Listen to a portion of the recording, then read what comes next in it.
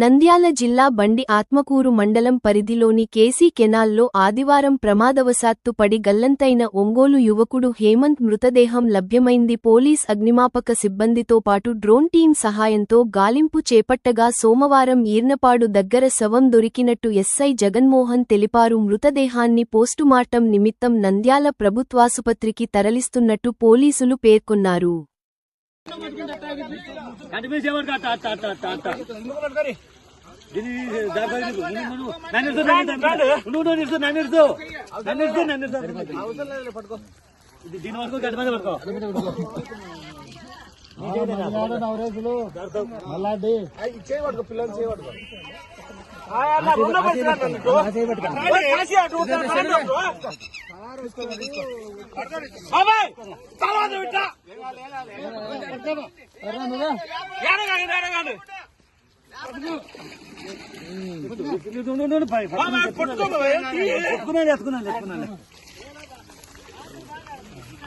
అదేనా పంజ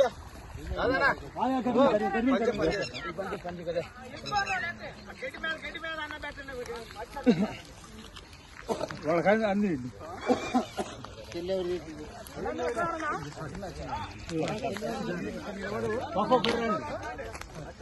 పడుకో